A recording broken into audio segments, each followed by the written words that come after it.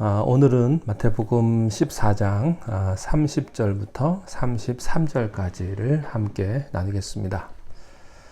바람을 보고 무서워 빠져가는지라 소리질러 이르되 주여 나를 구원하소서 하니 예수께서 즉시 손을 내밀어 그를 붙잡으시며 이르시되 믿음이 작은 자여 왜 의심하였느냐 하시고 배와 함께 오르매 바람이 그치는지라. 배에 있는 사람들이 예수께 절하며 이르되 진실로 하나님의 아들이로소이다 하더라. 아멘. 베드로는 물 위를 걷게 되었습니다. 주님께서 오라 이렇게 말씀을 하시고 그 말씀에 순종하여 나아갔더니 물 위를 걷게 되었습니다. 얼마나 놀랍고 또 감격스럽고 황홀한 경험입니까? 자, 여기까지는 좋습니다. 그 다음에 무슨 일이 일어났습니까? 오늘 30절에 바람을 보고 무서워 빠져갔다 이런 표현이 있습니다. 여기서 우리는 예수님과 베드로의 차이점을 봅니다. 물 위를 걸어가던 베드로가 지금 물속에 빠진 겁니다. 물 위로 걷는다는 것은 무엇입니까? 예수님을 만나고 하나님 말씀을 들으며 그 말씀에 깊이 빠져들어 초자연적인 삶을 사는 겁니다. 우리가요, 모든 사람들을 다 사랑하고 싶습니다. 섬기고 싶고 봉사하고 싶습니다. 예전에는 상상도 못할 일이죠. 그러다 어느 날 갑자기 회의에 빠져버립니다.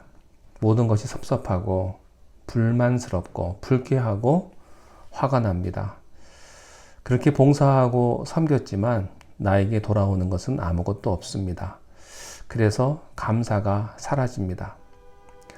이것이 내가 물에 빠지고 있다는 증거입니다. 불평이 계속 나오는 거죠. 사실 베드로가 물 위를 걷는 것은요, 비정상이죠. 물에 빠진 게 정상입니다. 왜냐하면 사람은 물 위를 걸을 수 없기 때문이죠. 사실 우리가 용서하고 섬기고 사랑하고 그렇게 살았던 것은 내가 아닙니다. 나는 그런 사람이 아니죠. 여러분은 여러분 자신을 제일 잘 아실 겁니다.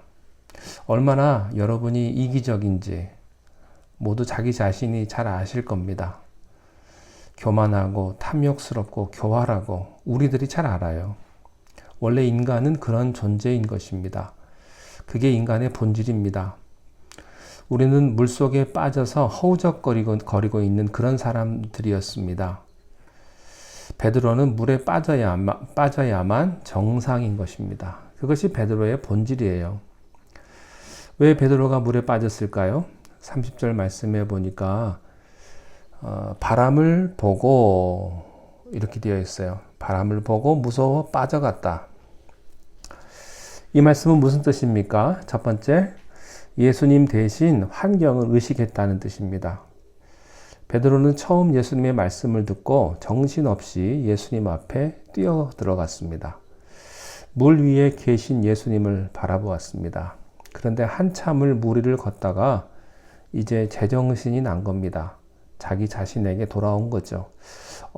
물 위를 걸을 수가 없는데 이상하네. 자기를 보게 된 거예요. 신앙에서 이성으로 돌아온 겁니다. 거센 파도와 폭풍을 보았습니다. 그 순간 그의 마음이 두려움에 사로잡히게 되었습니다. 그때 베드로는 빠지기 시작한 겁니다. 사랑하는 여러분, 이 세상이 얼마나 무서운 곳입니까?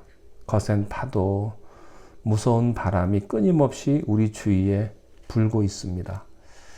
우리가 자칫 잘못하면 이 파도와 바람에 휩쓸려 죽을 수밖에 없는 존재들이지요. 그러나 그 파도 속에서도 예수님을 바라보고 있었을 때는 물 위를 걸을 수 있지만 예수님의 시선을 놓쳤을 때는 현실로 돌아가게 된다는 것입니다.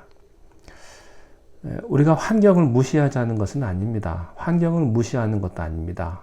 그러나 예수님을 바라보면 환경을 초월할 수 있습니다. 우리의 미래는 주님이 함께 계시는 미래입니다. 내 비즈니스건 또 자식 문제건 노후의 생활이건 그것이 내 미래의 어떤 것이건 주님이 함께 계시면 어떤 폭풍도 어떤 바람도 두렵지가 않은 것입니다. 빌립보서 4장 19절의 말씀처럼 나의 하나님이 그리스도 안에서 영광 가운데 그 풍성한 대로 너희 모든 쓸 것을 채우시리라. 이런 그의 고백과 간증을 하게 될 것입니다. 자, 이제 물에 빠진 베드로가 무슨 말을 했는지 한번 들어보시기 바랍니다. 30절에 소리질러 이르되 주여 나를 구원하소서. 여리고성의 거지 그 소경이요, 예수님이 지나간다는 소리를 듣고 소리쳤습니다. 다윗의 자손 예수여 나를 불쌍히 여기소서. 아마 큰 소리로 소리쳤을 겁니다. 베드로는요 지금 쇼하는 거 아닙니다. 자, 생각해 보십시오. 사람이 지금 물에 빠졌는데요, 물에 빠진 경험 한 번씩 다 있으실 겁니다. 지금 물속에 빠지고 있는 베드로는 얼마나 놀랐겠습니까? 얼마나 두려웠겠습니까? 또 얼마나 심각한 상황입니까? 이것보다 더 심각한 일이 어디 있어요? 그래서 그는 있는 힘을 다해서 소리를 질렀을 겁니다. 예수님, 예수님, 나를 구원해 주십시오.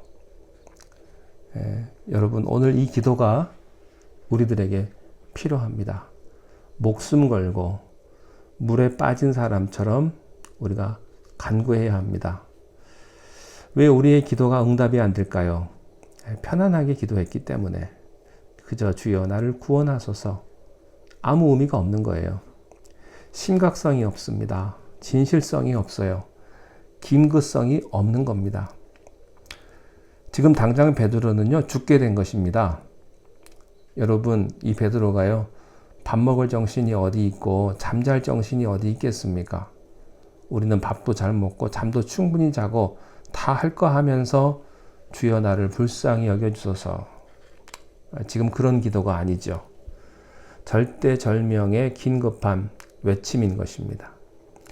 여러분은 이런 기도해 보신 적 있습니까? 이렇게 심각한 기도를 해 보신 적 있습니까? 베드로의 기도가 바로 이런 기도였습니다. 주여 나를 불쌍히 여겨 주옵소서. 여기에 대한 예수님의 응답을 31절과 32절에서 볼 수가 있는데요. 예수께서 즉시 손을 내밀어 그를 붙잡으시며 이르시되 믿음이 적은 자여 왜 의심하였느냐 하시고 배와 함께 오름에 바람이 그쳤다.